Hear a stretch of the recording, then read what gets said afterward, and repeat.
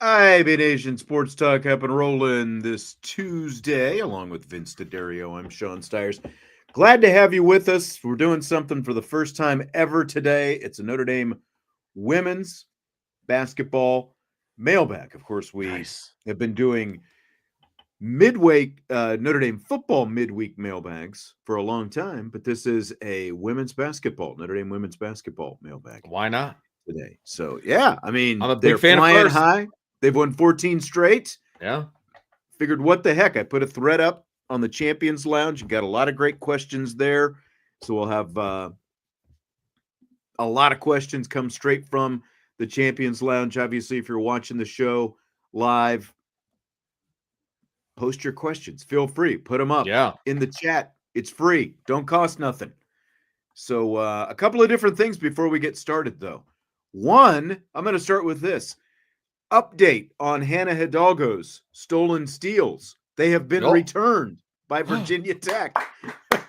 They did the right thing. Amazing. They did the right thing. Yes. And I mean, we showed the video of the two plays in question yesterday, and Virginia Tech had initially not scored them as steals, and then they refused to change them to steals. But apparently something happened last night, and they have changed them. So she has been awarded 2 steals, and based on that, Hannah Hidalgo continues to lead the nation in steals per game, a little bit more than 4 per game. So I do wonder what swayed the opinion of Virginia Tech.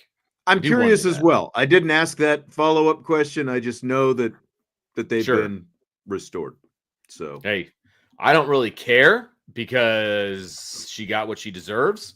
So I don't really care how it went down, but I'm glad that it did go down. So yes, that was ridiculous. That was absolutely ridiculous. Number one, It was ridiculous that it happened in the first place, but it was even more ridiculous when called out on it.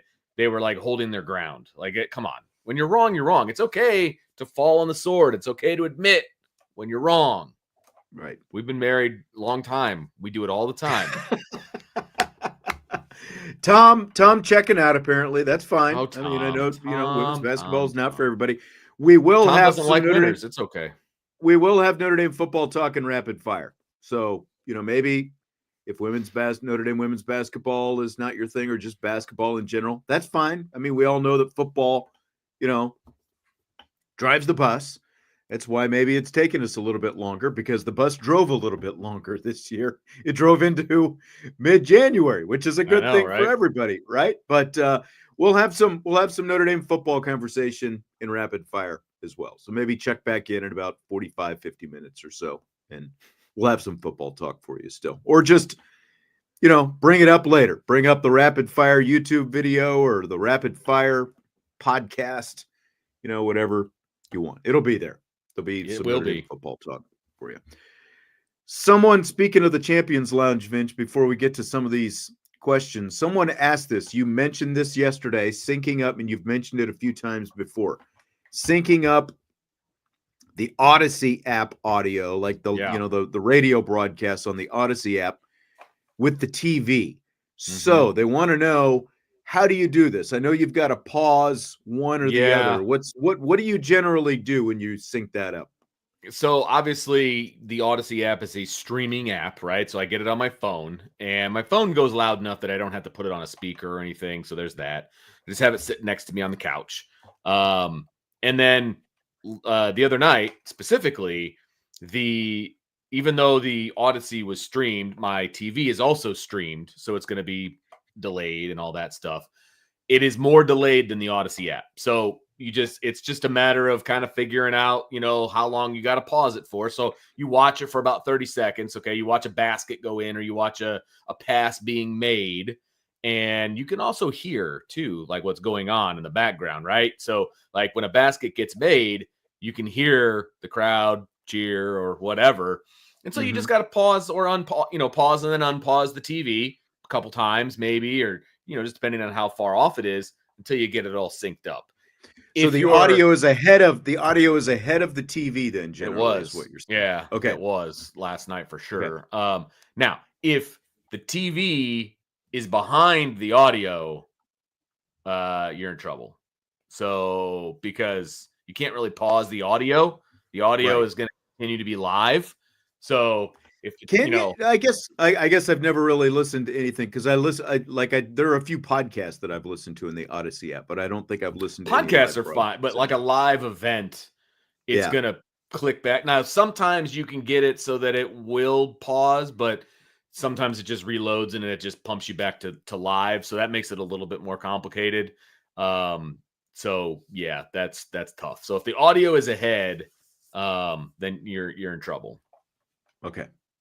All right. So it's you got to work it. You got to work it a little bit. Hey, got to work it. Do what you got to do.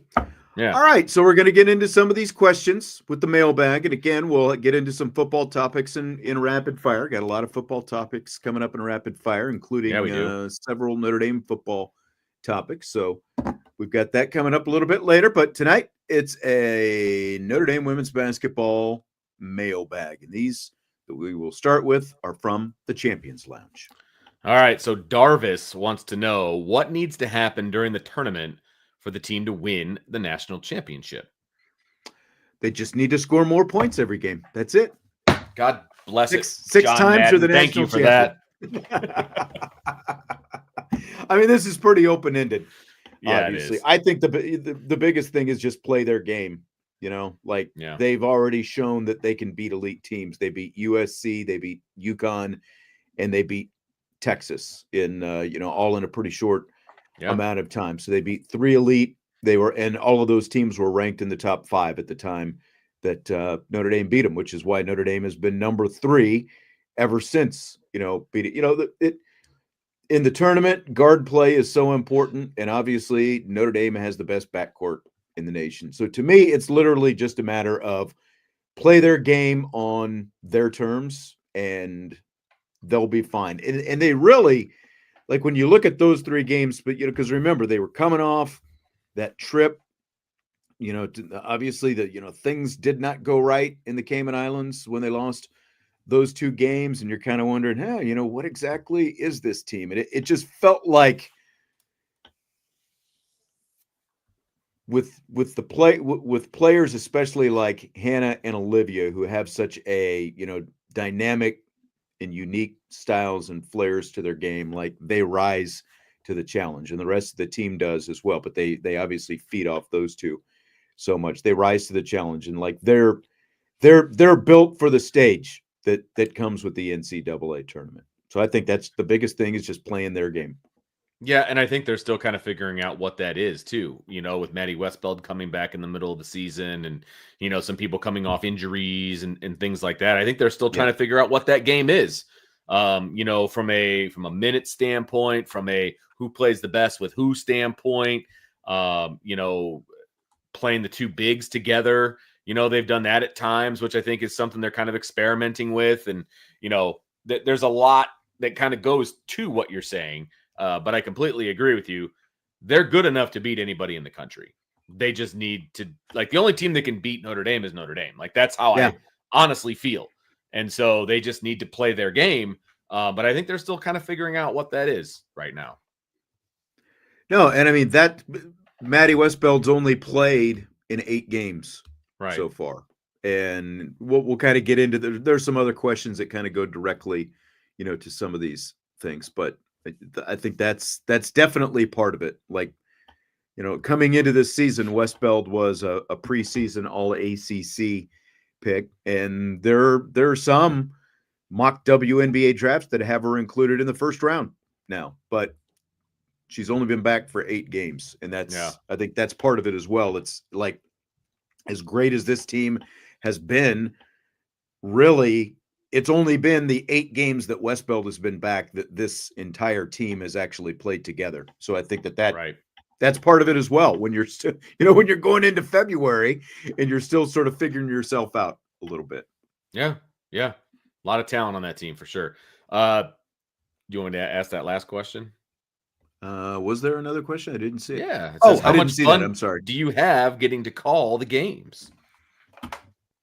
I mean, it's really, yeah. I mean, and this is not taken away from any teams between, this team and the 2001 national championship team. But literally, like, this team is the most fun. Now, there was obviously a gap where I wasn't doing games in between there, but it's a total of like pushing 15 total years now. This team and that 2001 national championship team, like those, those are the absolute two most fun teams that I've been able to call.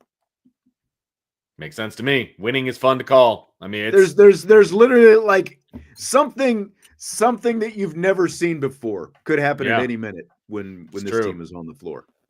We've called games for teams that are duds, right? I mean, we've called dud, like, just teams that aren't very good, calling their games over and over again. And it's like, it's a struggle. And when teams win, and they win in the fashion that Notre Dame wins this year, it's got to be a good time. It's got to be fun. Right.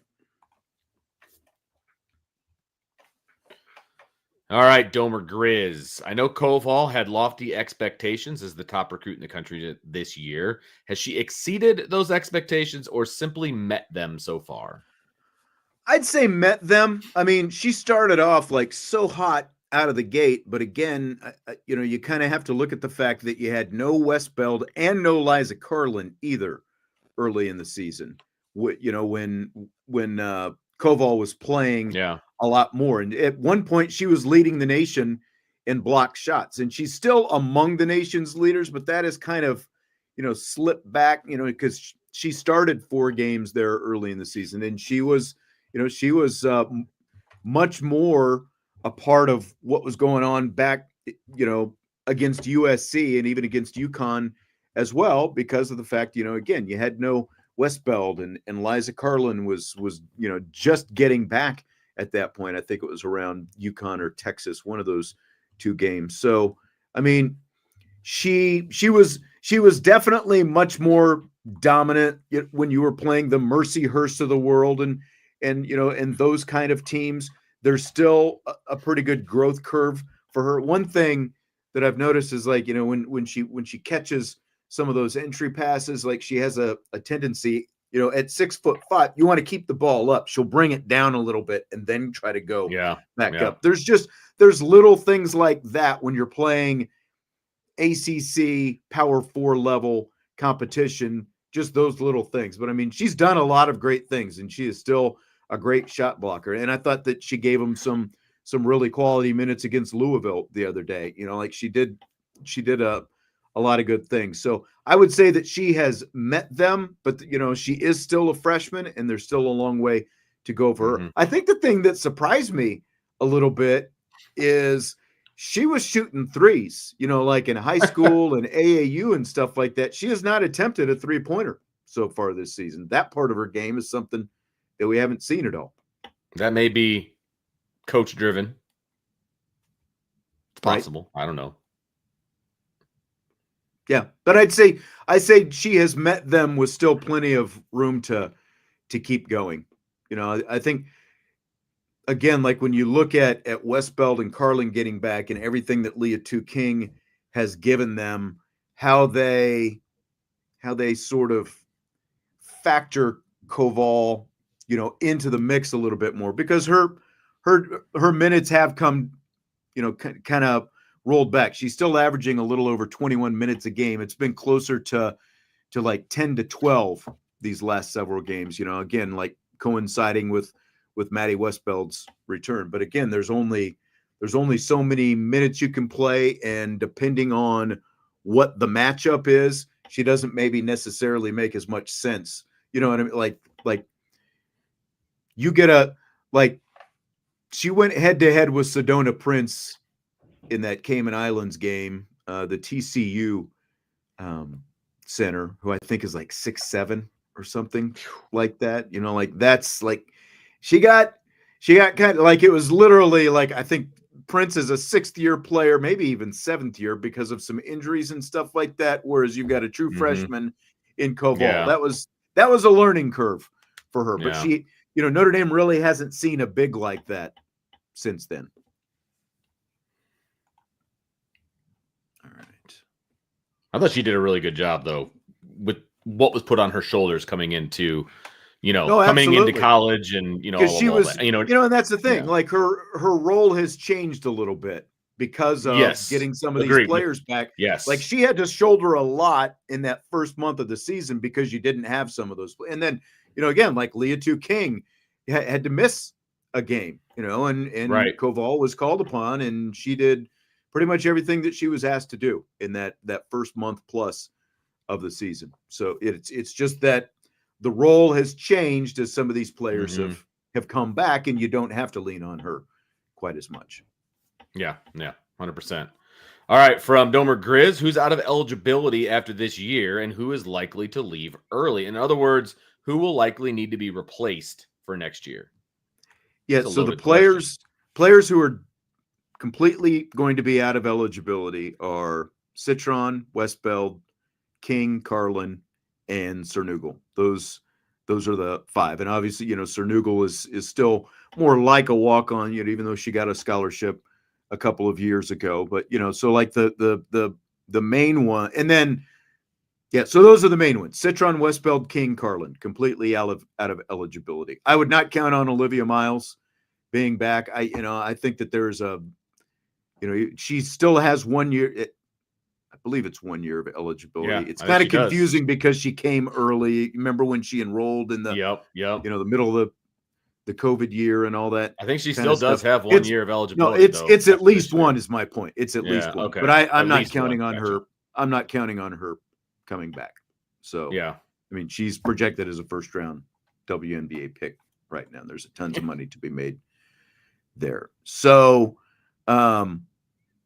so those are the players you're going to lose: Citron, Westbeld, King, Carlin, and Miles. Everybody else has eligibility, so you're going to lose 2 guards, 3 forwards. They will get Kylie Watson back next year. They'll also get KK Bransford back next year. Remember, they've been out all year with injuries. I was wondering if Watson was going to come back this year or not. Have they officially announced that? No, but again, it's just like Miles. I just don't think it's happening at this point. There's really no because again, like you've got all those forwards. Why would Kylie Watson try to come back and potentially play 5 minutes a game or something? Right. Like that, a whole year of eligibility when you'll lose all those front court players. She'll be back. You also get Leah Macy coming in, the 5-star forward. She's rated as the number 4 power forward in the nation. Just got named to the McDonald's High School All-American game last week. So you'll have her coming in.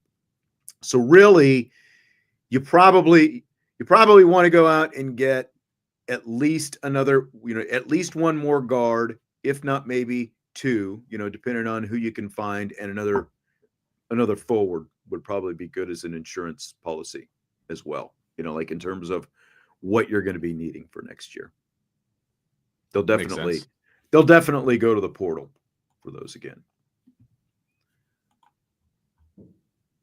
All right. So these next couple, DJ and Played Like a Champion today, brought some heat with a litany of questions. Okay, here we go. First one from DJ. Sean is the, quote, "we're all good," unquote, attitude on playing time and ball possession starting to tarnish. Seems like the Louisville and Virginia Tech game, there were a handful of times with an open shooter, a player had a face like, no, I'm getting mine. I will say I did not see that face, so I'm not exactly sure on that. I won't comment one way or another. Like, oh, I'm gonna get mine. I think the Louisville came down to those 23 turnovers, and like you talked yesterday, Vince, like 23 turnovers and 11 assists. I think that it was, it might have just been, look, sometimes. Neil Ivey a couple of weeks ago was talking about Hidalgo and Miles as the 2 engines who drive this thing. Sometimes maybe you just got to put it on the engine, right? Like when the engine is that good and you can rev it up that high, maybe sometimes the engine just needs to keep the ball in their hand because it's winning time. And, that's what those players do. Like when you've turned the ball over, some of the passes have gone through the hands a few too many times. maybe it's time you just keep the ball in the hands of the two engines and keep driving it to the basket. I like it. That way, that works for me. Second question: has Sonia's role been reduced a little? Seems like she's rarely getting 30+ minutes. So I went back and looked, and I mean, her minutes have come down a little bit. Some of it does coincide with Maddie's return, though, because it's interesting. Like, Maddie was back for the Georgia Tech game, but Citron played all 40 minutes in that game. She played 36 minutes the game before that against Clemson and 36 against Wake Forest. But since Georgia Tech, it's been 29, 28, 26, 25. But that's also because, in part, because Westbeld's minutes have come back up. And Carlin, I think, has kind of seen her minutes come back up a little bit as well. Like, Westbeld played 26 minutes the other day, and besides Georgia Tech, that's the most minutes that she has played so far this season. And I think that some of Citron specifically against Louisville, I mean, she just kind of had an off day. Like, she had 6 turnovers herself in that game. And I think that kind of dictated how Niele Ivey, sort of managed who was in and who was out the rest of the way. Like, Citron was not having her best day. So I think that her minutes probably, rolling back a little bit against Louisville were part of that. But again, because of the versatility of Westbeld and Carlin and Citron, all 3 of those, they play different positions in theory, but their versatility allows them to kind of, duplicate some of that. And so I think that has kind of been why maybe Citron's minutes have come back. And, there's going to be other questions about minutes and, staying fresh for the postseason and some of that. So it's not necessarily a bad thing, that maybe Citron's minutes have rolled back a little bit. Overall, I mean, her total minutes are still pretty similar to what she played last year. It's just these last few games, they've come back into the 20s instead of the 30s and up. And I think that that's probably good for her because remember, she started the season with a little bit of a foot thing as well. So I think that they all kind of have like little things to kind of manage. Westbeld has had, a foot. Citron has had a foot. Hidalgo and Miles have both had, minor ankle type things. So, yeah, that's just kind of what I see with that. She's still one of the best defenders in the conference, let alone the country. So her, whether her minutes go down a little bit, that's okay because that means they're conserving her minutes for the postseason. That's the way I look at it because they're still going to put her on the best offensive player that the other team has to offer, Right. So that's my 2 cents on that one. All right, next question. How much fun is it to watch Hannah on TV? It's like, did she really just do that? Does it look more impressive in person? Yes. Because it's literally like this little dynamo, and it's like, it's almost some like she does these things all the time, but it's still like when some of these things happen, it's like kind of like just what you're saying. Did she really just do that? Just like some of the steals, for example, it's like, how does she get her hands in and out of there so quickly and not get called for fouls so much? Or, just like the spin move and it's in the basket and, all these different things. The answer is absolutely yes. I mean, she's a human highlight reel, night in and night out. Little whirling dervish. Yeah, no doubt. Last one here from him. Not surprised. Leah 2 is playing well. Do you think the offense should balance a little more to the inside?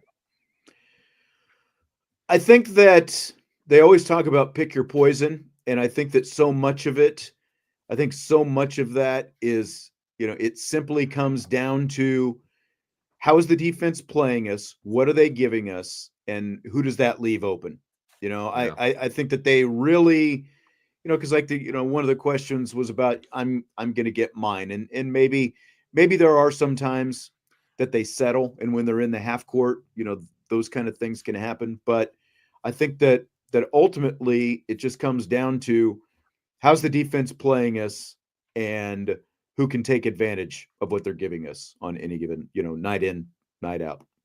Maybe that sounds cliche, but I think that it's literally, that's what it comes down to.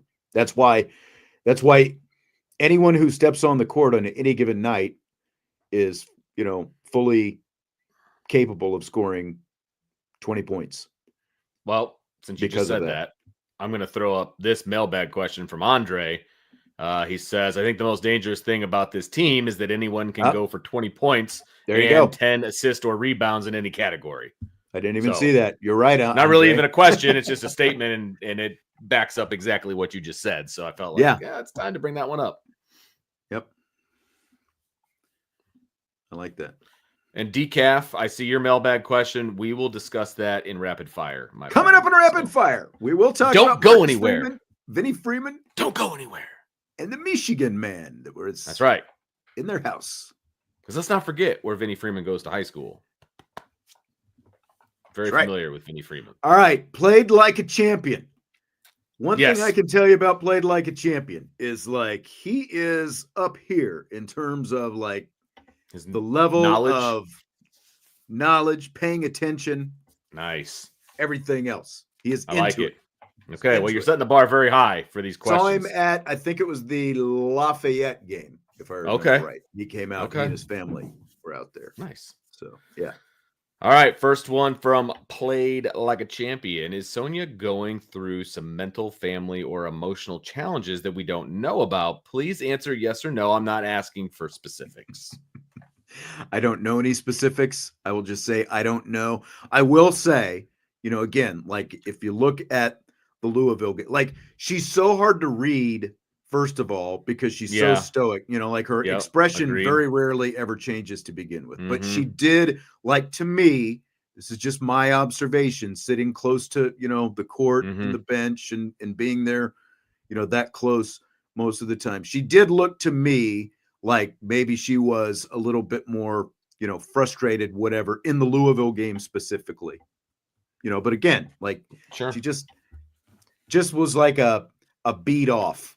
Like a step off for parts of it. Because even when she hit that shot at the end of the third quarter, you might remember that, even when she hit that shot, she still just kind of had that look on her face. And it was more she was just totally ticked off that it took her that long to finally get them, when all the rest of the team was celebrating and jumping up and down and all that stuff. When she hit that shot, she still just kind of looked like, oh man, it's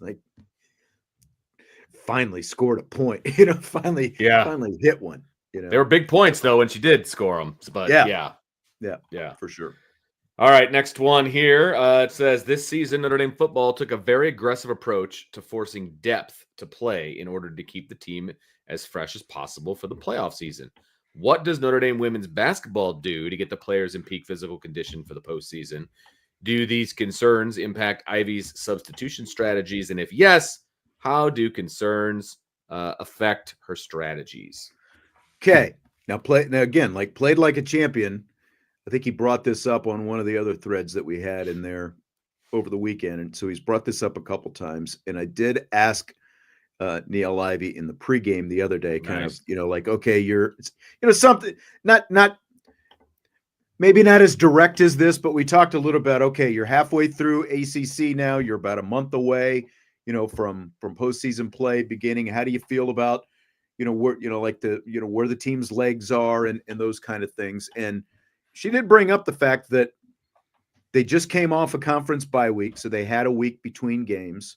And then now think back even to December. They had 3 games where they went a week between games each time. And most of those games were pretty lopsided. So it wasn't like they were playing, really high leverage minutes and, really,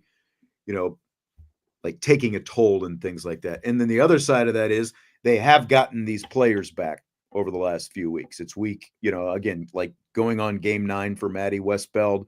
Liza Carlin has played a few more than that. Now, specific to the question about conditioning, getting them peak, all those different kind of things. There are a lot of different things that they do. One, it starts with, the strength program. They have a very regimented regimented program. Jarrett Moore, the team's, specific strength coach. There's a lot of different things, that he will, do with them, whether it's in practice, on an off day, just different things that you would expect of an elite, program to be doing. They also have, like little behind the scenes things. Like, have you ever seen some of these players? They will put these leg compression sleeves on their legs. It's kind of like like they sort of pulsate and they sort of massage the legs. Like every once in a while, like before or after a team meal, you'll see a player, like sitting in the conference room where they set up, like the team meals and stuff like that, and they'll have these like compression things. They'll be sitting down and literally it's like you're kind of getting a little bit of a massage on your legs, as an example. When they go to they also have, when they are home during the regular season, and I'm pretty sure all the teams have this. I know women's basketball does, though. They have a team masseuse, so there are actual, massage therapists who will come in, they're doing massages, they're taking care of them, keeping them off their feet as much as possible. When they go to the ACC tournament, they obviously, you play 3 consecutive days potentially, and they'll take the massage therapist to both the ACC tournament and to the NCAA tournament, so like that's a thing. Another thing to remember, once the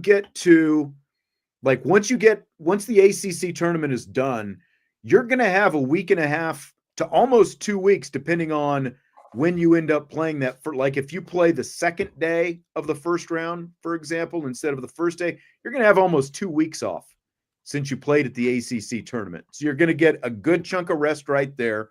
And then obviously in the NCAA tournament, you get a day between every game. So you get some built-in rest, and then obviously you get another week, until your next 2 games. So I think that they're in really good shape. And again, I looked at the minutes, this year compared to last year.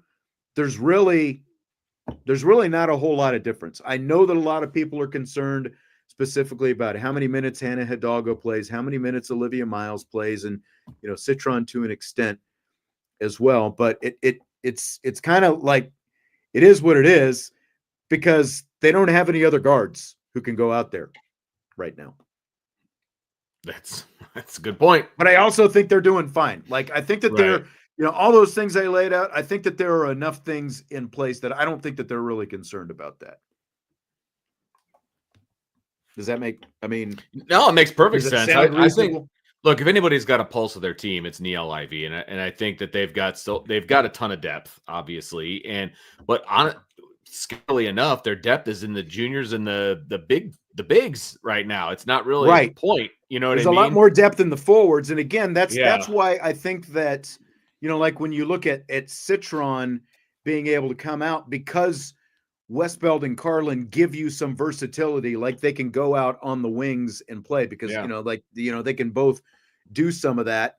I think that allows you to potentially rest Citron a little bit more, but then also when Citron comes back in, that gives you the chance to maybe sit Miles a little bit more, those kind of things. Yeah. So you have to scroll a little bit for me. Oh, sorry. I forgot that I have to scroll. Okay. Number 3, what is the status of Emma Risch? Should we be concerned with her durability? Will she be able to take some minutes off of the trio of Hannah, Olivia, and Sonia down the stretch?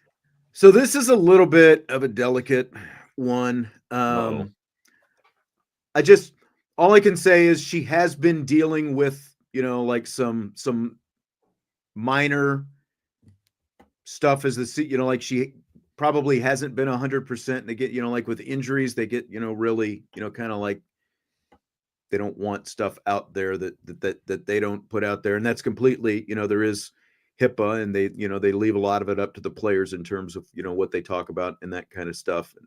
So like, but she has been, cause like, let's be honest, she missed a couple of games a few weeks ago, like she was out there in a walking boot before the game and stuff like that. So like that part is no secret. So I don't think she's been 100% this year. Other than that, really can't say any more than that. Yeah. That's fair. I mean, gotta do what you gotta do. All right, next question. Per ES. Can you see the whole thing? I know No. this is a long one. So there it is, right there. Per ESPN stats, Notre Dame has committed 325 turnovers in 21 games. That's 15.5 per game. Having watched every game, the turnovers often come in bunches and are caused by various issues. Sometimes the lineups don't look comfortable working together yet. Sometimes ball handling is an issue. Sometimes passes are off target or are made without seeing a defender. Sometimes the mental focus seems to be adrift. What can and should Notre Dame women's basketball be doing to clean up this issue? As one example, to get you started, Cass has had dozens of turnovers where a pass goes off her hands and out of bounds.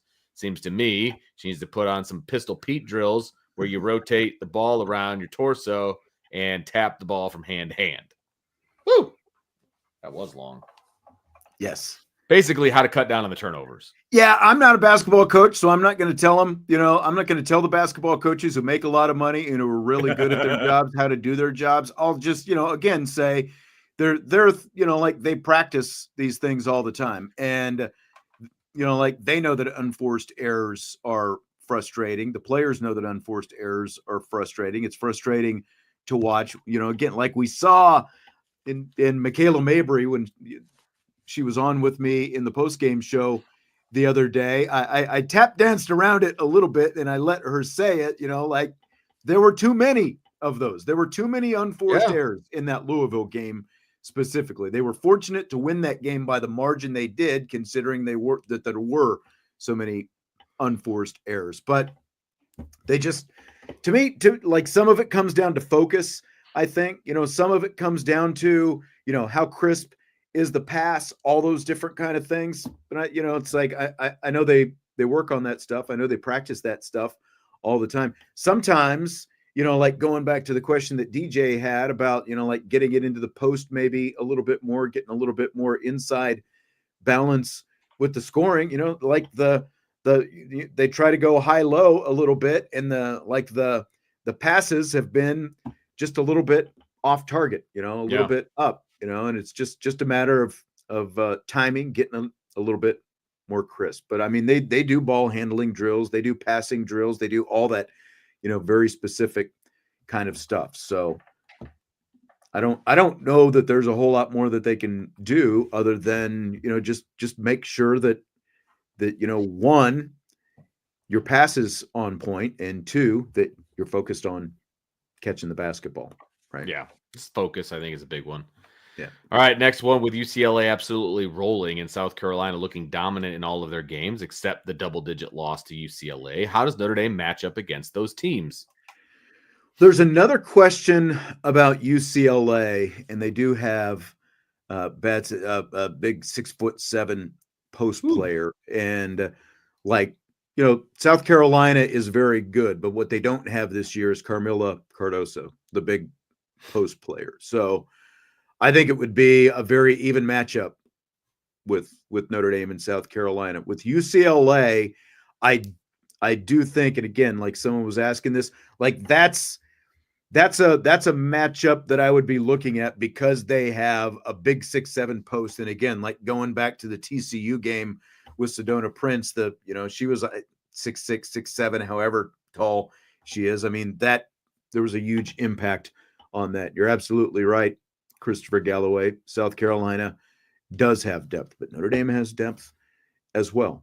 And, so again, like I think it'd be fairly evenly matched. I think what really has set UCLA apart is the fact that they have good guards. I don't think that their guards are nearly as elite as what Notre Dame has, but they also have a really good post player, so they have a really good inside out game. And that would be the one area where Notre Dame is not as consistent right now, is that post matchup. That's what ultimately bounced them out of the tournament when they played at Oregon State. You might remember last year, they had a couple bigs in there, but at the same time, Kylie Watson was out at that point because of her knee injury. Next one, Niel has done a good job of utilizing our depth this year, but it's been hard to keep track of which players are playing on the court at the same time. Does Niel tend to play a limited number of lineups that have the same players in together at the same time, or has she mixed and matched? Feels more like mixed and matched to me. Yeah. Agreed. Because like you've seen her, like she'll send a couple off the bench at the same time. Like maybe she sends in Prosper and Koval or Prosper and Carlin together, that kind of thing. And then, like again, when you got a player, I was thinking about this today, like Maddie Westbeld being back for 8 games. Well, it's not just that Maddie Westbeld has only been back for 8 games, because Maddie last year played all season with Hannah Hidalgo and obviously Sonia Citron as well. But she played all last season with Hannah Hidalgo. 2 years ago, she played 90% of the season until Miles got hurt with Olivia Miles. But these 8 games that Maddie Westbeld has played, it's the first time that she's played with both Miles and Hidalgo at the same time. Not to mention, she had never played with Leah Two-King or Liza Carlin or Kate Koval before coming back. So like that's a big difference. Like when you're still, again, at this point in the season, you've got a 5th-year player like Maddie Westbeld and a senior like Sonia Citron, and then you've got these 2 great guards, but it's still the first time that all of these combinations have played together. And it's pretty rare to have that happen in January and February where that's still all kind of coming together. Vince is shaking his head. You answer these questions so well. I don't really have a whole lot to add. I would just say sometimes I wonder if I answer it well. Like you're sitting there just looking at me like, I don't know. Is it? But I would say from my watching, there is a little bit of mix and match going on, just because she's trying to figure out how all these pieces fit together. You know what I mean? That's my takeaway from it. So I'm sure there's more of a method to the madness than either you or I even know. And you're obviously much closer to the program than I am, and I'm just watching as a fan. I'm sure she does certain things a certain way. But I think she's also trying to figure out what works best, because the regular season is all just preparation for the postseason. You know what I mean? And so, yes, an ACC regular season championship, it's all well and good. You want to be ranked so that you get good seeds and all of those things. Wins are important. Don't get me wrong. It's postseason that matters. And so they're trying to get it all figured out for that. All right. So before we get to that next one, Andre says, I think coach runs a more WNBA playbook than college. Thoughts on that? I wouldn't disagree with that. I mean, you can even say it's a more NBA playbook because of that time that she spent with the Memphis Grizzlies. Yes, it's definitely, pros are definitely more player empowered, and she, empowers the players to do their thing. She kind of, they're fewer set plays. All they do run, Princeton principles, some screens and, doing some things like that, but it's very player empowered. And, again, especially when you have 2 of the most dynamic players in the country, like Hidalgo and Miles, you tend to do that. I'm going to boil this one down here because the last one that played like it's very long, and no offense, played like a champion. I appreciate the input, the thought that you put into it. Basically, he's asking about, look, Leah Two-King is only 20 of 44 at the free throw line, 45.5%. And it's, like, how do you sort of work your way around that when you get into the NCAA tournament, when things become more magnified? I would say, essentially the biggest thing you've got to do is Leah Two just needs to be shooting more free throws, in practice, which I know that she is. The other side of this is, Niele Ivey had a teammate on the 2001 national championship team named Kelly Seaman, who was also not a very good free throw shooter, unfortunately, but they won a national championship, like a power forward. They won a national championship with Kelly Seaman on the floor quite a bit. Yes, that's where Niele Ivey will kind of have to be strategic. If you're in one of those close games, you will definitely have to find a way to navigate that, where you've got, because, it's just, you obviously don't want a 45-50% free throw shooter out there on the court having, in a situation where she has to make a must-make free throw, if you're in that kind of situation in a 1 or 2 point game or whatever, at the end of the game. So that'll be something that they're going to have to navigate for sure. But it's not impossible. Like there are plenty of teams who have had that one free throw shooter who it's just like, oh, here we go, that kind of stuff. Sure. But they've got a lot Kelly of other Seaman, really good free throw shooters. Kelly Seaman made up for a lot of things with out of her lack of free throw shooting. She made up for it in a lot of other ways. Yes. I'll leave it at that. A lot of rebounding, a lot of clutch play. That's exactly right. Not hard to look at. All right. I had a huge crush on her when I was younger. I'll say it. Oh my gosh. Right. Well, I think because she's about my age, so I think we were in college at the same time. True. That's true. Not that our paths would have ever crossed, and I probably come up to like her waist, so it doesn't really matter. That's true too. I mean, it is what it is. But yeah, huge crush back in the day. All right. From Clear Screen 25, I was trying to come up with a comparison for Hannah. The best I could come up with is that she is a female Allen Iverson. What are your thoughts? Yeah, I've said this before as well. It is absolutely like that is the best comparison I have been able to come up with. I don't know if there's someone else, who's got a better comparison, but when you look at the way they play, again, like those dynamic hands and just the ability to flash up and down the court and the way that they both lay their bodies on the line. Like I remember asking Hannah last year about, like there were people like when she goes up and she's obviously trying to draw the foul, draw contact, and she goes so hard to the floor all the time. She's like, I'm young. We've got ice. I'm fine. I'm fine. So, but that's the kind of player that Allen Iverson was as well. And it's the best comparison that I can come up with. Yeah, she's just fun to watch. She's dynamic. She's excited. I mean, exciting. She's excited. Like, I mean, she just when she puts the arms down, like she's just into the game, and it's fantastic. It's awesome. Yep. Got to keep scrolling. From Indy Blitz, what would you consider the floor for this team the rest of the way as far as final record, etc.?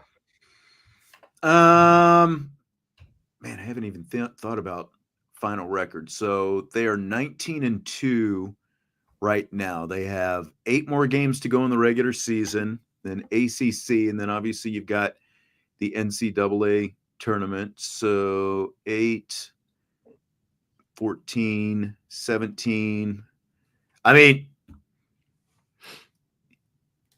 they're going to be somewhere in, like in terms of just wins, they're going to be somewhere in the mid 30s. Like if you're talking about ultimate, what is the floor? I think the Final Four is the floor. Like getting to the Final Four is the floor.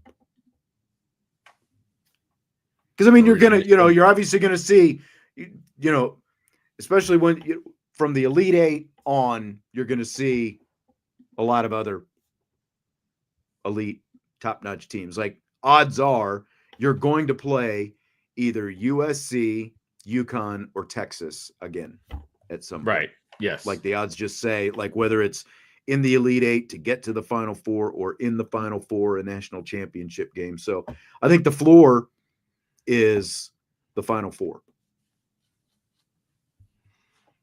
I like it. Okay. I was checking out the bracketology, that people have been put out there, seeing like right now Notre Dame is the 1 seed in the Birmingham region. And I think Birmingham and Spokane are the 2 places this year. So that like for when you go for Sweet 16, Elite 8, that's pretty exciting. Liar. Not as exciting as Tampa. I mean, yeah, you're not wrong about that. But see, the other 1 seeds are, let's see here, South Carolina, UCLA, and USC in this one, on ESPN. So yeah. Very, very, very interesting. LSU would be in Notre Dame's bracket in this one in particular. Yeah, that's an interesting one. As a 2 seed. Yep. So anyway, I digress. All right. From Conrad, would you rather a backcourt of Jackie Young and Enrique or Miles and Hidalgo? I saw somebody else answer, and they're like, well, that's easy because Jackie and Enrique won a national championship. So, of course, you're going to take them, So, like, it's definitely the easy answer. But I will say this, having watched, obviously not having watched those two as closely as I get to watch the current two, Miles and Hidalgo, like as exciting as Enrique and Jackie were, and the fact that they did win a national championship, like I have had more than one longtime Notre Dame women's basketball fans come up to me and say this is the most fun, most exciting team, Notre Dame women's basketball team that I have ever watched. So pick your poison. Yeah. Well, and they still obviously have some time. Yeah, I don't think you can go wrong is what I'm their saying. legacy. Yeah. That's right. That's right. Their legacy is still in front of them right now. Yeah. Yeah. Which is exciting. I mean, and we're all going to go along for the ride, which I'm really pumped about. So, yeah.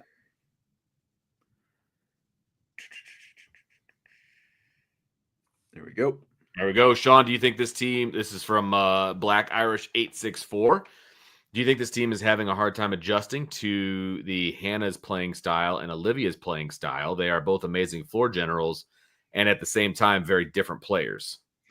I do think that there are times when it looks like they're still not, like it still hasn't sunken in that you have to be ready at any given moment to receive a pass from one of those two, especially if it's Liv. Because like the first thing Liv is looking to do is pass. And then if she needs to, she'll obviously score, especially if she's, if you're going to leave her open someplace, or if there's a lane to drive in, she can get in there as well. But, so I don't think that they're necessarily getting used to them. I think it more goes, like, again, there are times when it looks like, hey, oh yeah, I got to remind myself, I've got to be ready for a pass at any moment. But also just the fact that, that again, like this group is still sort of gelling because this complete group has not played together before. Yeah. Because with the addition of Westbeld back into the mix and Carlin to an extent as well. But otherwise, I would look, I was curious as to how. Go ahead. I was going to say, I was curious as to how it was going to work with both of them on the floor at the same time. But I mean, they were recruited to play together. I mean, people forget that they were recruited to play together, not or the other. You know what I mean? And so I thought that they do a really good job together, although yes, different players, but that's what you want. You don't want a carbon copy of one or the other on the floor at the same time. You want different styles of play.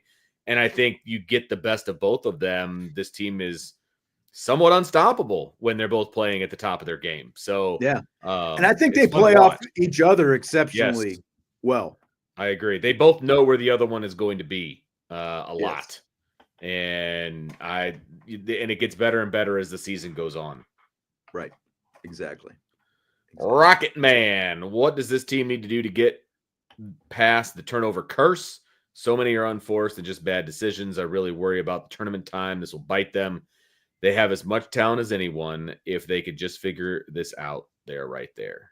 We kind of talked about this already, but yeah. And look, there's another question in here, and it's coming up fairly soon, so I'll just go ahead and answer it as well. Like they ask what the weakness is, and I think that's it. They need to take a little bit better care of the basketball. They're still decent when it comes to assist to turnover ratio. They're 4th in the ACC, but they're 8th in the ACC. So, not quite middle, like bordering. Yeah, well, I guess that is, with 18 teams now, they're basically right there in the middle of the pack in terms of turnovers. They just need to take better care of the basketball because so many of them have been unforced. And again, like the Louisville game the other day kind of took that to another level. I think that's the main thing. That's sort of the main thing that could potentially hold them back. But the other side of that is they, again, like when they are going up against another really good team, their focus tends to go to another level. It's like, I don't know if they're, just kind of bored with some of these teams that they're playing or what, but it's like that. And I think that ultimately that's how you take care of the tournament, because it just feels like, just lock in a little bit more. Mm-hmm. That's what it feels like to me. Yeah, I think that's fair. I think that's absolutely fair. Someone was asking, I think DJ, and I might have missed it, what the best starting lineup is. I definitely think it's Hidalgo, Miles, Citron, Westbeld, and King. Like, I would say that is the best starting. That's like your best five right there. And the others give you just, different looks off the bench. They're able to kind of add their uniqueness, I guess.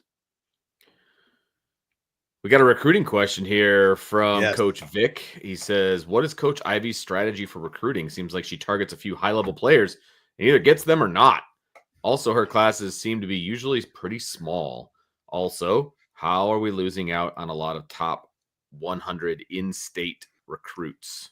Yeah, I mean, I think you nailed the recruiting strategy. She's not going to settle for, recruits who she doesn't consider elite. I mean, that's how the program stays elite, because you've literally got a roster full of 5 stars and McDonald's All-Americans right now, because she's very selective. Now, I know that frustrates some people because you do get into, some issues with depth and things like that. But, she's kind of, and we've talked about it before, you keep your eyes set on those specific elite recruits that you want. And because the transfer portal, is what it is right now, you can essentially go out, like look at Leah Tu King, totally under recruited out of high school, and turned herself into, a star at Pittsburgh. And she averaged a double-double last year. She's averaging a double-double right now, but she wasn't a 4 or 5 star coming out of high school. But you're able to go out and find a player like that in the transfer portal and bring them in, and she has been a perfect fit on this team. And I think that you can find those players like that, and that's kind of, I think, how she's chosen to do it. Stay elite with your high school recruiting, knowing, somewhat similar to Marcus Freeman, knowing that you can go out and plug specific needs via the transfer portal. And the more you win, the more attractive you become, and like the culture and all those kind of things, you get a reputation for that as well. She's a coach that players want to play for. So I think it's relatively easy for her to go out in the portal and bring some of those players in. Yeah. In terms of losing out on the, top 100 in-state recruits, again, like if you're saying top 100, I think that's pretty low. Like she would say, she would probably only take it to top 20. If you're not in that top 20, there's probably not a whole lot of, she's not going to be looking in that direction very long. And I think that just the way recruiting is right now, it's so national. Like when you look at all these other rosters, like they just played Louisville, and obviously he's had a perennial tournament team for a long time. There are very few players, for a state school like Louisville, there are very few players on that roster who are actually from the state of Louisville. They're all going around to these AAU tournaments and these specific recruiting events, that are national, where players are from all over the country. So I don't think she's necessarily as fixated on, getting the, I don't have to get the top player in Indiana, because I can go out and I can get a top 5 player in the country, in all the country. So. Agreed. Yeah. I mean, defending, putting a fence around your state is one thing, but if they don't fit, then it's okay. There are 49 other states that you can recruit from. So I'll just say that. Again, like the player from Fort Wayne, and her name's escaping me right now. She's at UConn right now, like he went out and got her, but like that's, like Ariema he never talked to Hannah Hidalgo in the recruiting process. He never talked to Caitlin Clark in the recruiting process, so it's like every coach is just kind of have their thing. Yeah. You know? Yeah. Good point. Good point. They got to fit what you want to do. Some people don't.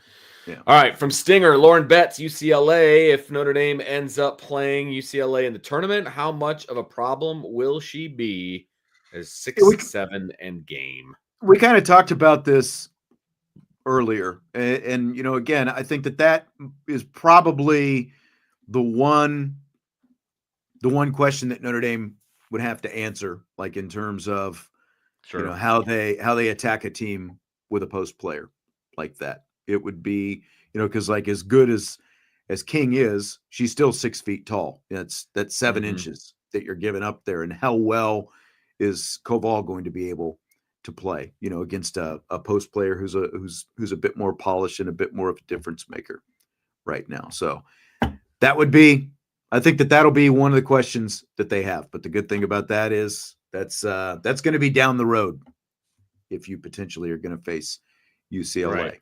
That's going to be in the Final Four. Either in the Final Four or the National Championship. Yep. Because there's no way they're going to be in the same bracket. That's not going to happen. So what's the deal with Emma Risch? We talked a little bit about this before. You know, again, I know she's been a little bit nicked up over the course of the season, but other than that, there's not a whole lot much more that I can say on that. Black Irish have to score the ball at a higher percentage. Yep. Betts is going to get her. Okay, so he was kind of responding to the Betts thing. All right, how about this? All right, from Irish in the Bluegrass. Went to the Louisville game. Hidalgo is electric and a joy to watch. The otherwise grumpy Louisville fans around me commented on her greatness after nearly every basket she made. I think we should all appreciate that we are watching a memorable player, and that NIL aside will likely have her for 2 more years. Also, Miles and Hidalgo have such different games and complementary skill sets. It appears that they are both thriving in this offense. From my vantage point, played an imperfect game, unforced turnovers, 3-point percentage, and yet still came away with a comfortable road win against a tough opponent. So the question is, what is the biggest weakness as the team, in your opinion? Yeah, this is the one that we talked about. It's the turnovers for right now. It's the turnovers. Clear Screen was asking about Elijah Burse's sister, Giovanna. I will have to do some digging on that. He wanted to know, she's a phenomenal shooting guard, apparently, class of 2028, so still a couple of years away. I'll have to see what I can find out about that. I mean, obviously, they're not allowed to comment on the record about, you know, recruits and those kind of things. So as of now, I don't know. I'll see what I can find out about that, though. Sean, in your opinion, what team or teams do you think will give Notre Dame the toughest matchup? Is it UCLA because of Betts? Koval can give you minutes, but not there yet to match up with a talented big. King and Carlin can play big, but that true size can hurt them. Yeah. I'll stick with what I've said about that. Yep. I definitely think that is a potential, you know, matchup concern, but again, one that's pretty far down the road.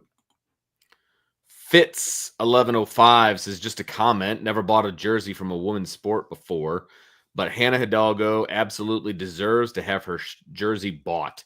She is one of the biggest dogs I've seen in any Notre Dame sport, just an extremely rare player. Yes. Agreed? I would agree.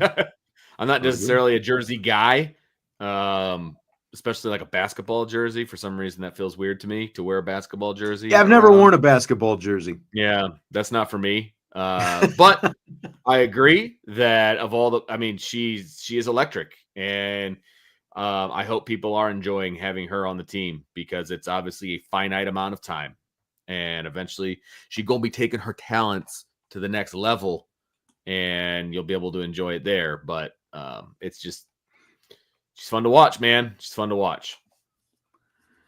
All right, so we got a few more questions from the chat. Andre's got one there. Do you still think this Notre Dame team needs a little bit more balanced scoring after double H, Hannah Hidalgo? Well, I mean, it's come down a little bit the last couple games. Don't overreact to, you know, because Andre, I think you said it yourself earlier. Any given night, any of these players can go out and score 20 points, and that's kind of, you know, like Liza Carlin just had a 5-for-5 game against Virginia Tech last week, and hit a couple of threes and had 12 points. Maddie Westbeld just had a 20-point game a couple of games ago. Citron just had a 20-point game a couple of games ago. Again, I think so much of who's doing the scoring comes down to how these teams are defending them, and pick your poison is the Neil Ivy mantra. That's what it's been. You've still got 4 players. I held up 5 fingers. 4 players who are averaging in double figures, and Westbeld was averaging double figures until, the last couple of games, it's dipped back down a little bit. But you literally have, what is it, 5, 6, you got 7 players on any given night, maybe even 8, who can go out and give you double digits at the least, if not up around 20 points. So I think they're fine.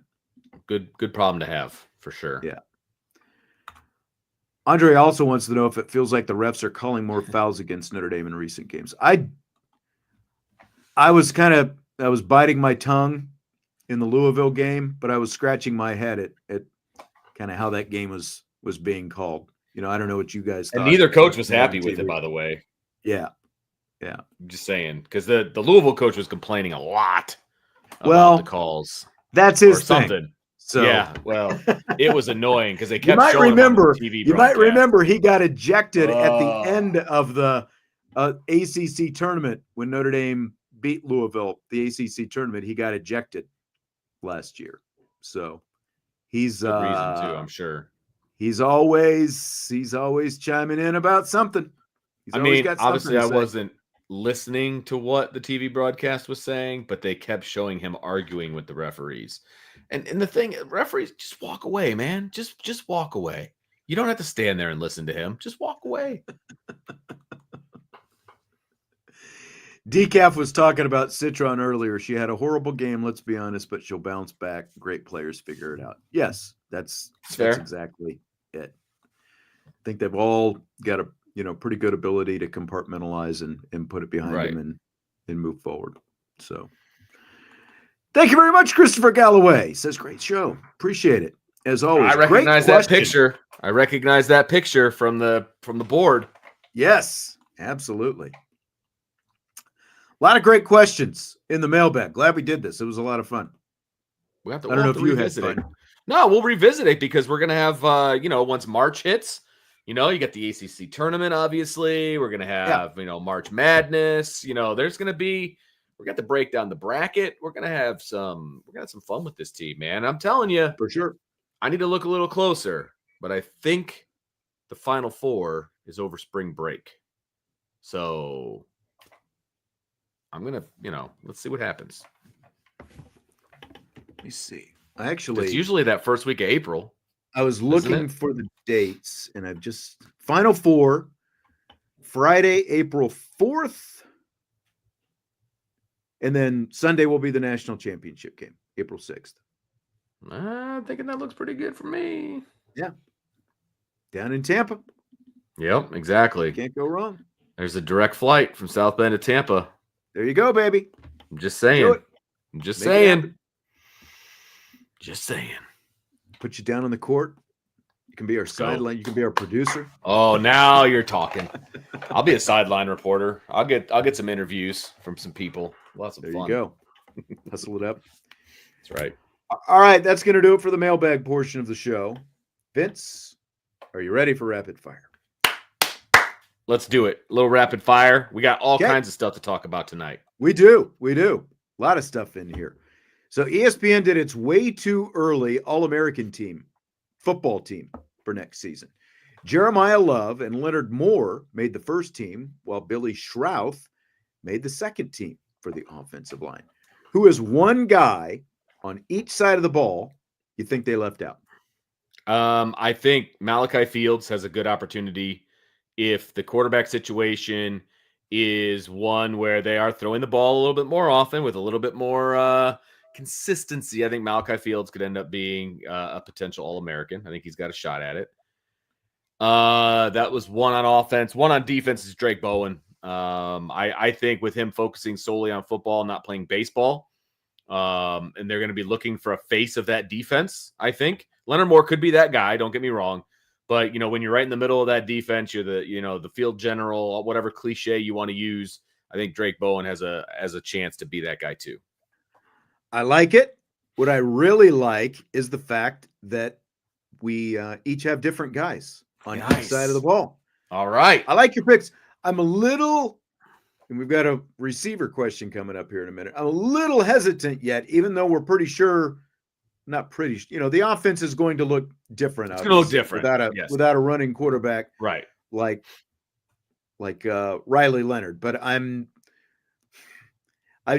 we've been burned too many times trying to make these big bold predictions with wide receivers. So you're not wrong. As good as Fields is, and the fact that he's at least been proven going up against ACC competition, I don't know if I'm willing to go there yet. Charles Jagasaw is my easy answer for the offensive side of the ball. And obviously, the reason you would leave him out is because, the guy barely played this year, but that's because he was injured. But I think it obviously says a lot about the guy that he did miss so much time, and then he ends up starting at left tackle in the national championship game. So Jagasaw on the offensive line. I think that their pick of Stroud for second team is a really good one, but Charles Jagasaw would be my guy on the offensive side of the football. I think he's going to be a huge difference maker on the line next season. Like their line next, oh man, like if everyone's healthy, I just can't imagine what this line's going to look like. I actually thought about Craig as a potential guy because I think he could end up being thought about him as well. Thought about him as well. You know what I mean? So there's a lot of options, in my opinion, of guys that you could go with on this one. So yeah, we'll have to see. Defensively, I like your Drake Bowen pick, but I'm going to go with the Don Schuler as my next pick. Okay, like somebody to take the look at the way he played. There. Yeah, and it's like, exactly. Like, does he play the same position? Do they just move him to Xavier Watts' spot? I think that he's obviously going to have. There's going to be more on his plate next year, but he's also going to be able to take it. Like, just look at the level of growth that he had from start to finish this season. Like you had two All-American caliber safeties playing back there for the Irish. And think about how long it's been since, I guess you can go back. I guess it hasn't been too long, because you had like Kyle Hamilton, Alohi Gilman, that was a good safety combo. But I think that that was still weighted heavily by what Hamilton was doing. And, Jalen Elliott as well. But it was a great safety doing it. And I think Adon Schuler is going to take, I think he's going to take another step up next year. So I went with him on defense. There you go. Bernie says KVA and Sneed. Well, they're both on defense, so you didn't follow the rules. That's right. You got to pick one of them. And Sneed will never play enough to be an All-American. I just think he's going to continue to be more pass rush, kind of specialist. Which is super important. He had some really crucial, critical sacks, this season. There's no doubt about it. He embraced his role. The most important pressure of the season. Yes. As well. No doubt about it. And look, KVA is going to play more, obviously, going into this season, so he has an opportunity to, to potentially, be that guy. So I do like that. Bernie's cheating again. Just going all in on and going all in on wide receivers. And we don't care about the past. It's all about getting burned on our excitement for the wide receiver room. That's where we're at. Absolutely. I'm with you, Bernie. Let's just go to the receiver question first. Scale of 1 to 10. Your confidence Notre Dame will have a 1,000-yard wide receiver next season. I would love to play back, any one of my responses over the last 2 years. How many times do you picked this to happen? So my confidence level is like a 4. I think it could happen, but I am going to temper my excitement, based on past year's results. I do like the quarterback situation more for this to happen than I have in the past, but I have been burned in the past as well. And they are going to have talent at wide receiver. So I don't know if there's going to be, an alpha that's just eating up all the yards and, that kind of a thing. So I'm going to say 4. I'm saying there's a chance, but I'm going with less than a 50-50 chance. I think I'm probably right. I think my number is the same with you. It's about a 4. I think that it is more likely that they have a pair of 750 to 800 yard receivers than a 1,000 yard receiver. I like that. Now, with the talent that they're going to have in the room, and with how different we expect the offense to look, and the fact that you're still going to have 2 studs in the backfield as well, there should be great balance. So it could happen, but it's been so long since we've seen a 1,000-yard receiver. Like I said, I just think it's more likely that we see a couple guys have some, pretty good numbers, but I'm not willing to go, that all in on a 1,000-yard guy. I will be happy to eat my words. Of course, Salty is making his pick. Yeah. Look, I get it, man. And we were with you this time last year. Especially after the spring game. Yep. But I'm just not ready. I'm not ready. Now, maybe after the spring game, I'll be reinvigorated to go down that road, but not yet. I'm just not there yet. Okay, Vince. How USMA 87 says Fields ? And that's possible. I think that I think that like you think, he's got the best chance. You just pick Fields as your potential All-American. That's the case. He has 1,000 yards. Chance. Yeah. I think he does have the best chance. I think he has the best chance of being kind of the alpha wide receiver if there's going to be one. Yeah, I do. I think he could be a big game guy. Yeah. I don't disagree.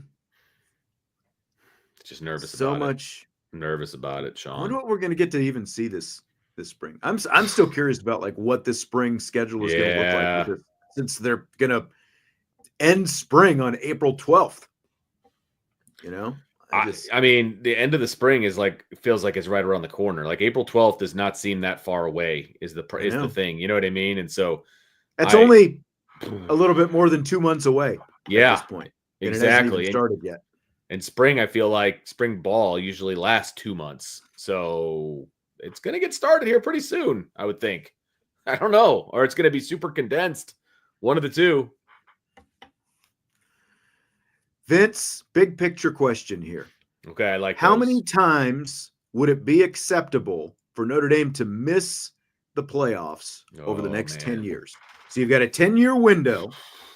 How many times would it be acceptable for them to miss the playoffs? In the moment, like in the year, 0. Because you know what I mean? Because I think never miss the playoffs. They never, just got ever. To the championship game. But realistically, I think it's 3 or 4. I think it's 3 or 4. Okay. USMA 87 says 2. My initial thought was 2, but I also think that's a little bit, maybe you're ratcheting it up there a little bit. Well, they are going to expand. Now, if they expand this thing to 16, then that's going to change it. That does. But if we're gonna go based on the fact just like that it's 12 right now, and even if it goes to 14, I think 3 is probably my number, because you still have to sort of factor in, look, okay, they just went to the national championship game, but guess what? You're going to have an inexperienced quarterback starting at quarterback this year, but everyone's expectations are still going to be really high this year because of the schedule and because of everything else and the talent and, the roster and like the whole thing. I think it's 3 because that basically gives you, on average, like every third year. So you're in the playoffs twice, third year you miss, and that still gives you another year in there. So I think that 3 is a pretty fair number, like to factor, breaking in new quarterbacks along the way. And, when you do have, some roster turnover and stuff like that. So I think 3 times in 10 years, to me, that would be acceptable. Yeah, Casey is going with the all-in. You can never miss the playoffs now. How many for Ohio State? I mean, I guess don't follow Ohio State, so I don't know what their roster. We don't care about Ohio State. They're replacing both their coordinators too. So right. Here's the other side of it. For Michigan, it's much more acceptable this year because you won a national championship. Sure.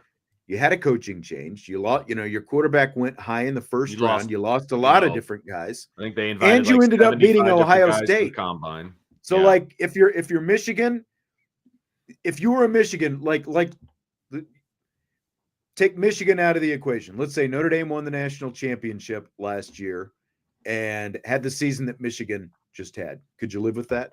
Oh, not in the moment. Big picture, yes, but not in the moment. And Michigan fans will say the same thing. Now that the season's over, they're going to say exactly what you just said. Well, we got that national title under our belt. We had, 22 guys invited to the combine, and we beat Ohio State. We're good. Moving on to next year. We just paid $8 million for a freshman quarterback. We're going to be national title contenders again. That's what you're saying if you're a Michigan fan, We've also done plenty of hypotheticals on this show. Like if Notre Dame were to win a national championship, would you take that if you knew going in they weren't going to win one for at least another 30 years? Oh, would you take the championship? Could you live with that? Lord, would you take that trade-off? Man, either that or not have any for the next 30 years. Like, is that what I'm trading off? Because I guess I'll take no national championships. You're going to take your national championship, but then you're going to go 30 years. God, that's awful. Yep, that's awful. But yeah, I mean, I would take. But that could still mean you're in the playoffs every year. It's like, well, good point. That's actually a really good point. You could be in the playoff every year and just not win. It's a little bit like that, It's a little like depressing is what it is, but that NFL team down there in Arlington, they go to the playoffs, but where have they gone in the playoffs? So like, are you willing to take that trade-off? Like it definitely in the short term, it feels pretty good, but the farther that goes and the more you're going into the playoffs and you're losing playoff games, you're not winning another championship, you're going to get pretty frustrated with it. Mm-hmm. But I think most fans would probably take it right now. Don't you? Just give me a championship. Give me a championship. A lot would. Gosh, that's depressing. Yeah. Like how fast are Ohio State fans going to get on Ryan Day next year? Like, I mean, he's just lost both coordinators. You're obviously going to be looking for another quarterback. Still going to have a lot of talent around. Yeah. Are they going to be wanting to fire him? Are they going to want to fire him if he loses in Ann Arbor again next year? Yeah.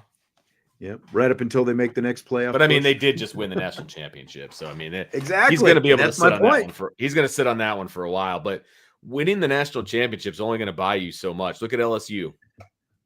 Right? Ed Orgeron won the national championship, and it went downhill pretty fast after that. It did. You know what I mean? So, like, it's only a lot of other factors involved in that, but still, like Ed Orgeron kind of did himself in. I get it. Little Ed did Big Ed in, so to speak. I understand that. I'm just saying, the national championship only buys you so much. That's all. I hear you. You're right. It can change. Very fast. Decaf says he'll take it because he might not be alive in 30 years. I mean, that's a great point. The older you are, I mean, I don't want to think about it like that. Less chances you've got. Tomorrow's not guaranteed for anybody. That's right. I'll be in my 80s in 30 years if I get to that point. So yeah, I'll be in my 70s. Yeah. Good gracious. See, makes the trade-off a little bit more tempting, doesn't it? Gosh, I don't think I can do this show for another 30 years without a title. God, we'll be doing live from the nursing home. It's Sean and Vince. That's right. Vince in the post-game show from... We only do post-game shows for games that start at noon at that point. I'm tired of these late kickoffs. Dinner's at 4. I'm Vinny D, and I want a 10 a.m. kickoff, by golly. Right. I've been up for 5 hours at that point. Might as well play some football. Nurse! Fill in the blank. I'm going to shut off my camera while I get my, dialysis bag fixed or whatever. Fill in the blank. Marcus Freeman's son, Vinny, getting an in-home recruiting visit from a Michigan wrestling coach is blank. It's great for him. It's great for Vinny, is what it is. We were talking about this before the show started. It is amazing to me the comments that are being put out there about this. I will say, I saw it for the first time last night when Jesse sent it to you and I. I was like, oh, Michigan? Come on. But then, you look at it as, look, Michigan's a really good wrestling program. The Big Ten in general is a really good wrestling program. That's couple what he does. Couple Mishawaka guys went there. Remember brothers Walker, Czar Walker, and what's the older Walker that won the state championship? Yeah, Mishawaka guys, just a few years ago. Yeah, they got it tattooed right on their thigh. It's right there. I bet they do. I bet they do. It's good for Vinny. Vinny's a really good wrestler. I mean, he went to state, and placed as a freshman in a man's weight class. You know what I mean? It's not like he was a 106 or a 113 or something like that. It's really impressive. The head coach at Michigan is not coming down to visit him in-house because of what his last name is. Okay? Let's be real clear on that. That's not. I can't believe the people who think that would factor in. Like, come on. Like he just wants to come down because it's Marcus Freeman's. No. He's not going to drive down here and waste his time. Not a chance. 3+ hours to get to South Bend just because it's Marcus Freeman's kid. Correct. Like this is, as you said, like this is a kid who's accomplished. He placed at state as a true freshman in 190 pounds. That is an accomplishment in itself. He went to state as a disappointing sophomore finish as there, well. but yeah. whatever. I mean, it's of course it's going to be disappointing if you placed the year before and then you didn't place the year after. Yeah, exactly. Right. And look, just because his dad is the head coach at Notre Dame doesn't mean if Notre Dame had a wrestling program that he has to go to Notre Dame. Like, that's kind of nonsense, actually, because I'm sure he wants to blaze his own path. You know what I mean? Like, I don't know. I don't think that one has anything to do with the other. I really don't. And Notre Dame, I don't know. Notre Dame hasn't had a wrestling program in a very, very long time. Something like 30 years, I think. It's around 30 been years. At least that long, because the Golics, like Mike Sr. and his brother Bob were both very good wrestlers back in the day. But Notre Dame doesn't have a wrestling program, Josh. Ago. So they have a club that is not sponsored in any way by Notre Dame. They do not have a wrestling program due to Title IX. They don't have a wrestling program at all. So they have boxing. It's gone away. They are not Division II. They are nothing. So I'm very confident and that's the thing. Whether it's Notre Dame or like Division I wrestling programs, have been, they've diminished quite a bit in the last 40 years. And like Chris was saying, it'd be better if he was the Penn State coaching, Kel Sanderson, like that dude just racks in the studs over there. But there are fewer and fewer Division I wrestling programs, and what's happened is as the Division I programs have gone away, Division IIIs and NAIAs have started to actually create wrestling programs because there are still plenty of guys who want to wrestle in college, but there aren't as many opportunities at the Division I level. So these smaller schools have created wrestling programs, and since they don't give full scholarships, these kids want to go there and have the opportunity to wrestle, but most of them are paying at least half of their way, if not their own way, depending on which level you're doing it at. So the fact that Vinny Freeman, again, like Michigan coach doesn't care who his dad is. The Michigan coach cares who the best guy is potentially, to come to his program and wrestle for Michigan and win wrestling matches at Michigan, so like the fact that he has a Big Ten school who's out there visiting him and who's interested in him, that says a lot, because again, like it's harder to get a Division I wrestling scholarship because there are fewer opportunities at that level these days. Right. And Notre Dame hasn't had a wrestling team since 1992. I just looked it up. That was the last time. There you go. I knew it was at least 30 years. So yeah. And there's an article in the Chicago Tribune about it on April 14th, 1992. So you can go take a look at that. But basically, the university said it was financial reasons, declining interest, and support for women's sports. That's why. So the the head coach at Penn High School was going to go to Notre Dame to wrestle. He was a state champion, all those different things. But then they shut the program down right before he was about to go. And then he ended up going someplace else. So, yeah.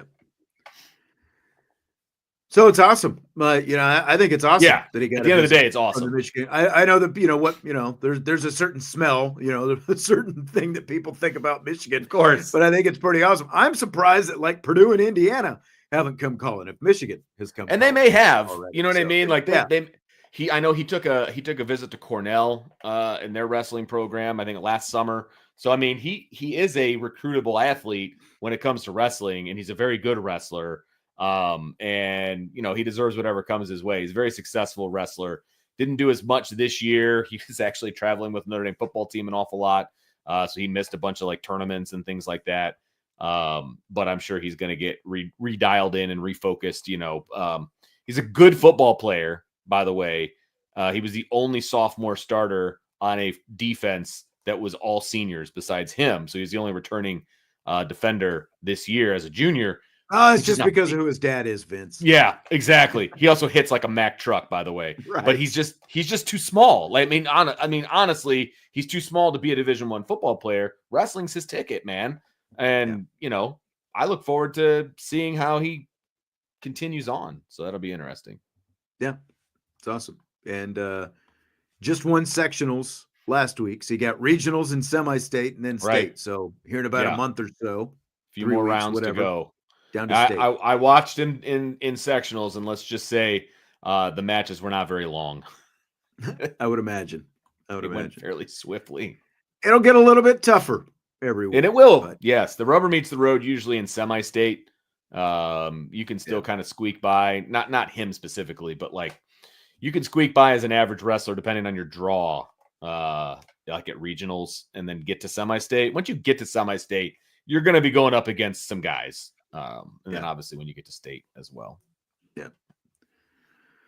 All right. So Vince, we talked yesterday about Nebraska possibly doing away with its annual spring game because of head coach Matt Rule's concern that other teams might use the spring game as an opportunity to scout and poach his players.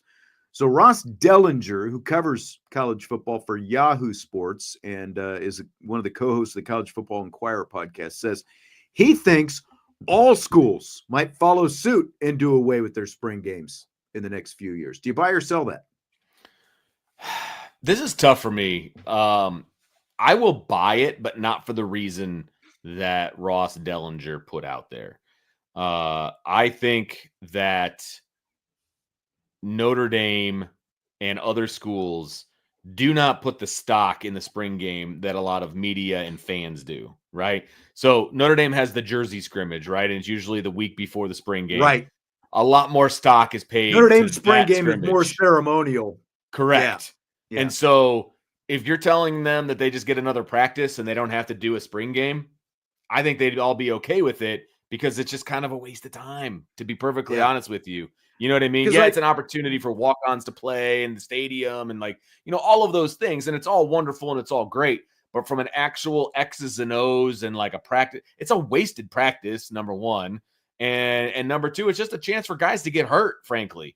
And it's usually not great football. You know what I mean? And so I think they would be okay with it, not because they're worried about their players getting poached or any of that other nonsense. But if they're given the option, I think a lot of coaches would be like, yeah, you know what? We're good. We don't need one. I think that's accurate. I can't imagine, I think the biggest revenue part of Notre Dame's spring game is just the fact that it's tied in, Peacock is televising it. And I don't know how much of a factor that is with, with the NBC contract or anything, but there are fans.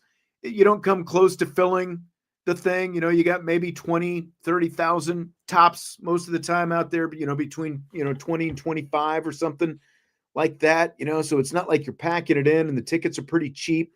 And I'm talking about just Notre Dame. Now there are other places, like Alabama's and some of these other places where they just pack them in there, for the spring game. Yeah. So I think you're right. From Notre Dame's perspective, how much do you actually need the blue gold game? How much of it is just ceremony? And what are you gaining out of it versus like we saw much more actual, in the closed door that remember they opened the doors for the media for the Jersey scrimmage the week before the blue gold game. So Right. like the cameras weren't on, but we got to see, some actual competition out there. And Yes. we got to, That's what they I'm do, like, ones versus ones, and like yeah. it's just much more.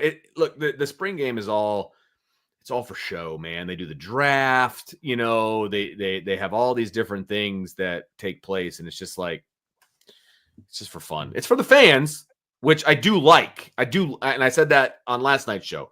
I like the fact that this is a game that fans can actually attend cheaply.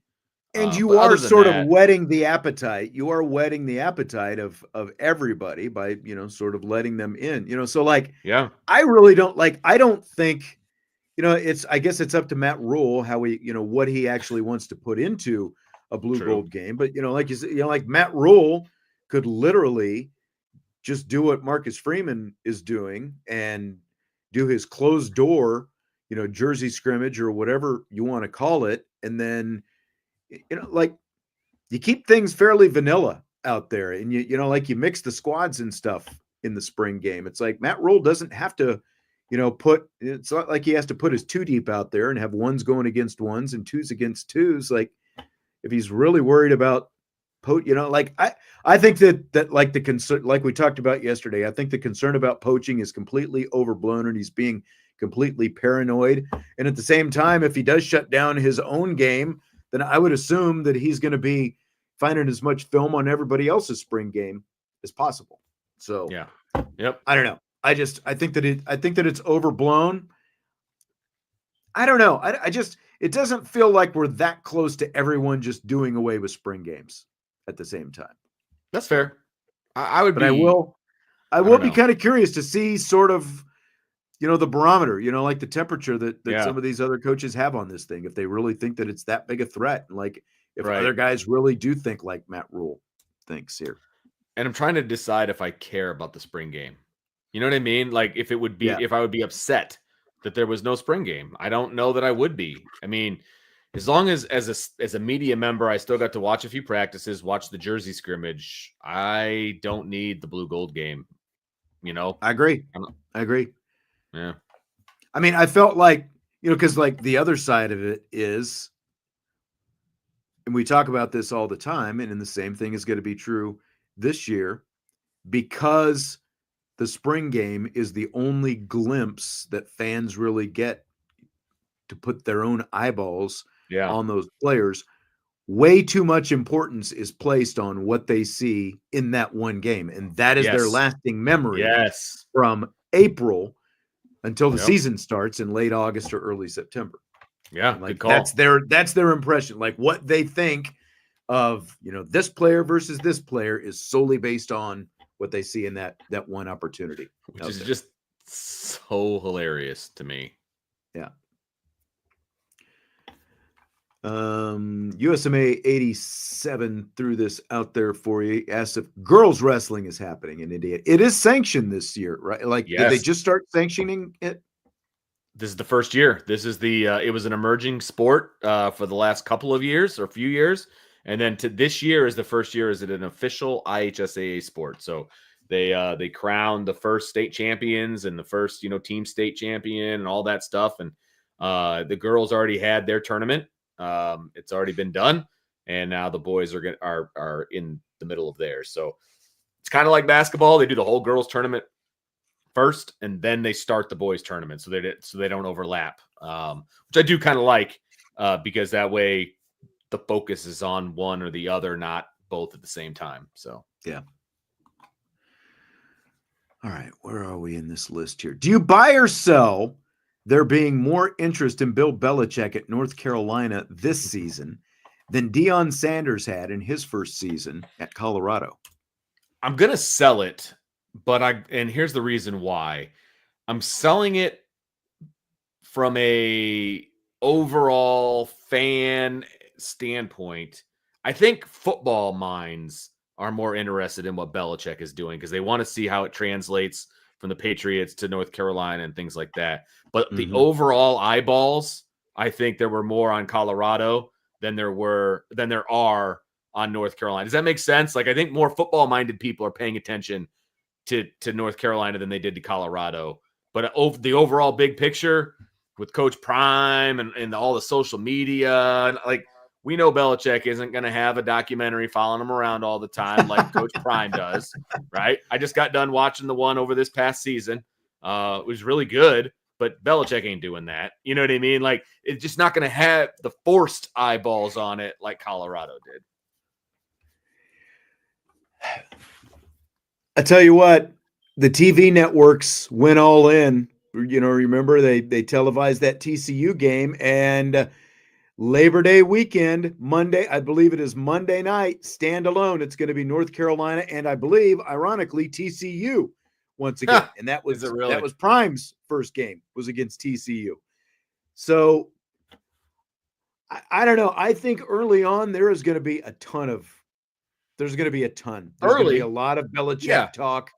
You know, will it be like the thing about Dion and Colorado was because of his personality and, you know, the way he went back and forth with the media, and obviously got, you know, pretty pointed with the media, you know, like you were supposed to be a true believer in Coach Prime, or you weren't supposed to be there covering the team. I think there's going to be a heck of a lot more talk about North Carolina football on ESPN and even on NFL Network because of Belichick's NFL ties. So I think that, you know, it might not quite rise to the, you know, what would you, I don't even know. It's like a cultural phenomenon when Dion went. Like, that's it's probably not going to be that. The best way to put it. I don't think it becomes that, but I do think that there's going to be a lot of, especially a lot of people who primarily have covered the NFL, who are going to be keeping their eyes on North Carolina because of the Belichick football minds. You know what I mean? Like, people that know football. So that's kind of what you're talking about then. Claim to know theoretically football. Anyway. Yeah. You know, claim to know football. Are going to be dialed in on this. But, like, you know, Dion with his gold headset and his gold whistle and, like, you know, all of the cameras being around at all times, like, it was like forced eyeballs all the time. You know what I mean? And I don't think it's going to be like that, because Belichick will be like, you know, he's not going to want any of that. You know what I mean? So it will be there, but I think he's going to try to deflect a lot of it too.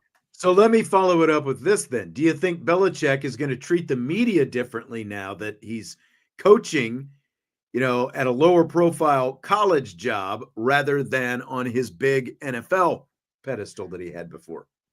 I do, because I'm already seeing him take more interviews than he ever did when he was with the Patriots. I mean, he was just on the McAfee show, for God's sakes. Like, there is no chance he does the McAfee show as the Patriots head coach. Zero chance that happens. You know what I mean? And he's sitting there, and he was on for a while today, I believe, talking, you know, about. Well, he's done a weekly segment throughout the season with McAfee. Okay. But again, he also was getting paid to be there. So fair enough. But I just think he's not going to be quite as prickly, because he knows, look, the NFL was going to have eyeballs on it no matter what, right? He's trying to bring eyeballs and recruits, by the way, attention. That's exactly it. North Carolina. He's not an idiot. Okay. Bill Belichick is a very bright guy, right? Yeah. He knows what he needs to do to get people excited about North Carolina football. He's got to do the dance now. Right. Exactly. He didn't have to do the dance when he was with the Patriots, because he was doing his thing. He was winning games. That's when the attention came, was when he's obviously started winning games with the Patriots, and he could be, we're on to Cincinnati, and, you know, not like, he's gonna have to soft shoe this thing a lot more now that he's with North Carolina. You know, he's just gonna have to. And I think that probably this year off, where he was doing some of this media stuff, whether it was the McAfee show or Peyton Manning, you know, the Manning cast, and you know, what else was he doing inside the NFL with Ryan Clark and those guys? Like, he was doing, you know, a ton of media this year, and, you know, just talking ball more than he ever talked ball when he was with the Patriots. And because of the things that you're talking about, you know, like, he has to sell himself now to recruits and their parents, and he's got to have a lot different public image than he had when he was with the Patriots. Now that he's got, 100%. You know, now that basically he needs the media now much more than he needed them before. Because they're going to be his mouthpiece to getting word out to recruits and stuff, you know? Yep. It's going to be kind of funny to watch, to be honest with you. I know. I know.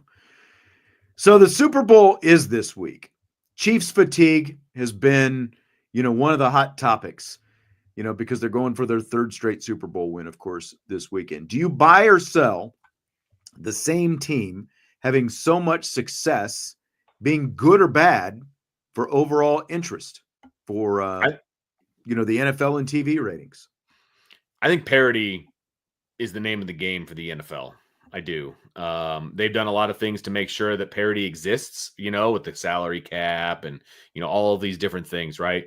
I think the NFL is at its best when there's parity and when there's different teams kind of fluctuating, towards the top. And you can have, a handful of elite teams as long as it's not the same team every single time.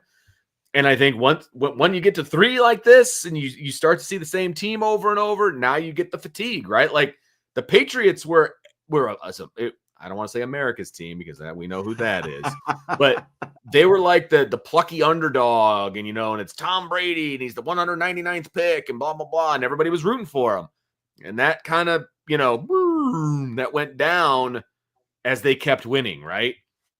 That's what the NFL is, man. You get the fatigue of these teams going back to back to back or whatever the case may be, and I think that's where the Chiefs are right now. They've kind of hit their peak. And now fans are like, okay, we're ready for something else. So you think it's bad for the NFL is basically what I do. It's bad for interest. I think it's actually good. So I actually, to an extent, agree with some of the points that you're saying, because I actually, like the Patriots, when this thing started, they were the, sort of the plucky little underdog, but then it continued. Was there some Patriots fatigue? Sure. But Bill Belichick was more than happy to put on his black hat. And, once you had things like Spygate and Deflategate and those kind of things, and the more the success continued, that essentially made the Patriots much more polarizing. And I think that that's what you actually need. Like, I agree with the points that you're talking about with parity, like for individual fan bases, to keep those fans engaged, keep interested, like we got a chance. You need parity, so that they have a chance. They can get in the playoffs every couple of years, right, or whatever. But in terms of like overall interest and the TV viewership and all those kind of things, I think that like look at the NCAA tournament as an example. Like nobody knows about the like Loyola, for example, Loyola Chicago. Nobody knows about Loyola Chicago in the first round or the second round, but once they knock off a giant, now they're in the Sweet 16. Okay, they've been around for a week, and now they win a couple more games, and it's like the story kind of builds the longer that they're around. And, to an extent, there's some similarities with the Chiefs because now everybody knows who Patrick Mahomes and Travis Kelce are because they've been exposed to such big audiences for 5 years, basically, like going back to their first Super Bowl appearance. But they've also now gone from, being like the young, plucky little guys, winning the championship. Now they're wearing the black hats too. And I think that when you're talking about overall interest, you need the villain, like to have a really engaged, viewing audience, fans, whatever across the league. You need a villain as well. And like Carlos is talking about, is the NFL rigged? And you're getting a lot of that because the Chiefs are winning so much. Is it rigged? Like, so having the villain, having the the team with the black hats, I think that is overall good as well, because you get just as many people there. They're still going to watch, but they're going to root against them. You need people rooting on both sides. Yeah. You need people rooting on both sides. You're saying. But I think it's good overall. See where your head's at. I mean, it sucks for every other fan of an AFC team because it's like, especially if you're the Buffalo Bills, but you're probably going to get a lot of Buffalo Bills fans. You'll get those Bills fans who are going to tune in and they're going to pull for the Eagles because they hate the Chiefs so much now. Sure. Yeah. Just like you're pulling for the Chiefs because you hate the Eagles. Yeah, exactly. Yep. That's it. All right. Well, the show has finally come to a close tonight. We covered a lot of ground. We did cover a lot of ground. I thought the mailbag was fun. I think I did too. See it again. You're going to see it again. we'll definitely have to bring back another women's basketball mailbag in the near future. We might. Definitely. I mean, we've got a lot of basketball left, so we might get a couple before this thing is all said and done. All right, hit that like button before you leave. Appreciate your questions. Yeah. For the mailbag, a lot of really good questions in the mailbag. A lot of really good stuff tonight. So hit the like button before you leave, and we'll talk to you tomorrow on IB Nation Sports Talk.